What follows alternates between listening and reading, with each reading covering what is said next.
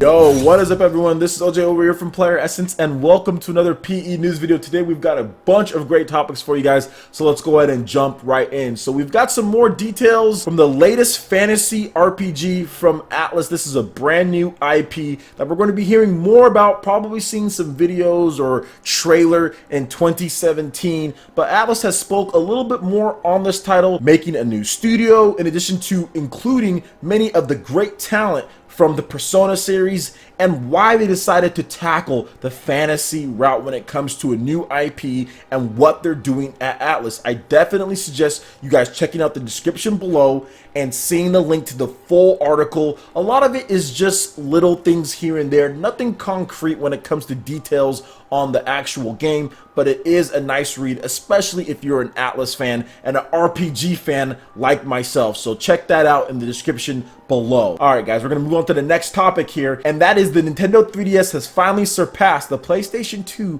in sales in Japan. So the recent figures published by Japanese sales tracking firm Media Create have revealed that the Nintendo 3DS has now surpassed the total sales of the PlayStation 2 in the country. The Nintendo 3DS is now the third best-selling system in Japan, right behind the Game Boy and the Nintendo 3DS. So sales of the PlayStation 2 in Japan all time are at 21,833,216 units, while the Nintendo 3DS is at 21,913,661 units.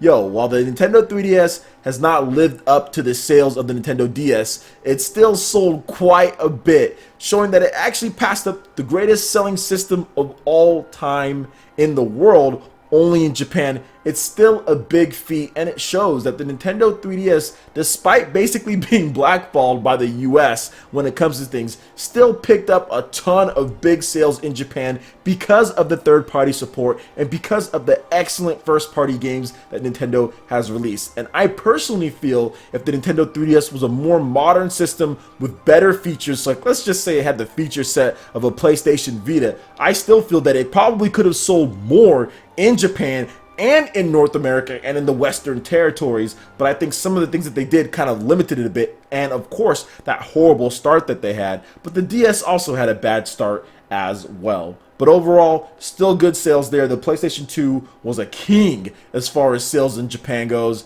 and Nintendo 3DS has surpassed it. So good stuff to Nintendo, and of course good stuff for Sony for making the PlayStation 2 and setting the bar so high in the first place. Alright, moving on to some more technical talk here when it comes to the Unreal Engine 4 and how it's going to be supported on the Nintendo Switch when it's docked and when it's undocked. Now, I am not the authority when it comes to in-depth spec talk. I definitely suggest checking out a dude named Spawnwave. Check out the description below. I will have a link to his video talking about the in-depth things when it comes to the Nintendo Switch as far as Unreal Engine 4. That dude knows his tech. Very logical, not an emotional thinker like a lot of people out there are. He thinks logically and he puts it nicely into his videos, so make sure you check out Spawnwave's video on the matter. But I am going to go over a couple things and my brief thoughts on it. Unreal Engine 4 version 1.14 was released about a month ago, and one developer has now come across some interesting discoveries which lend credence to some of the recent speculation. A file in Unreal Engine 4's master branch shows names for Switch, Switch Console, and Switch Handheld.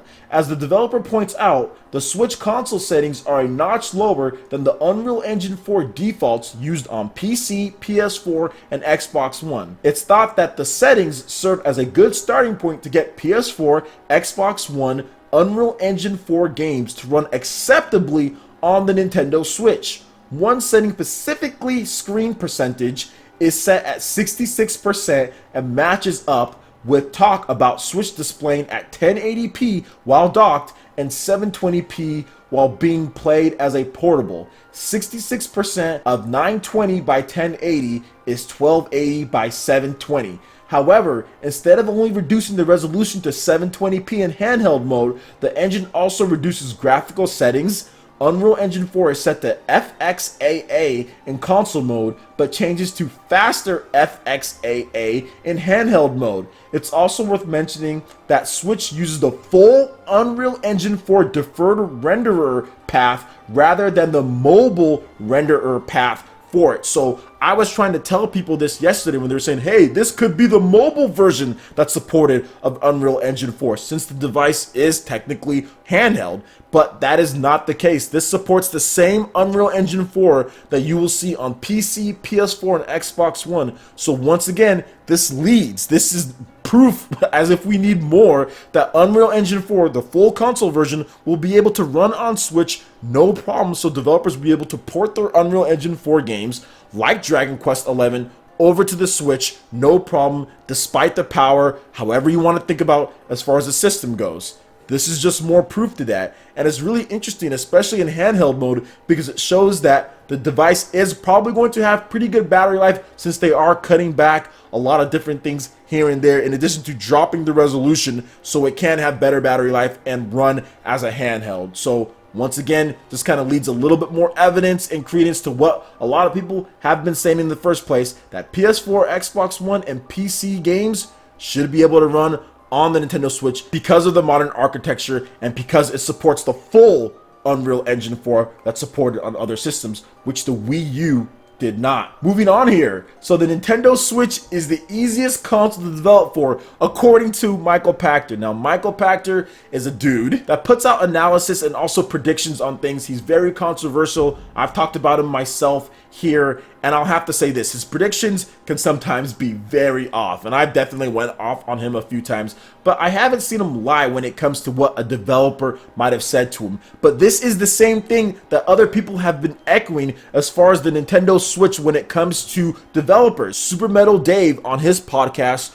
also said the same thing with Image Inform. So he had one of the guys from Image Inform, the developers, and he said, yeah, the Nintendo Switch is easy to develop for. He didn't say that it was the easiest to develop for when it comes to the big three, but he did say it was easy to develop for. And Michael Pachter has now said, quotations, I've actually heard from developers that Nintendo is the easiest of the big three to develop for. This makes sense considering that the Nintendo Switch was being developed after the PS4 and Xbox One. It's using modern architecture from the best graphic cards out on PC from Nvidia. Nvidia is the leader when it comes to graphics card PC technology, so it makes sense that this device that Nintendo is developing with them and all these mad hours that they're putting in makes a device that's easy, since it's based off of that PC architecture. It's simple, guys. I don't think it's necessarily rocket science that people are trying to make it out to be and making it seem as if the sky is falling when it comes to certain things, guys. This device will be easy to develop for.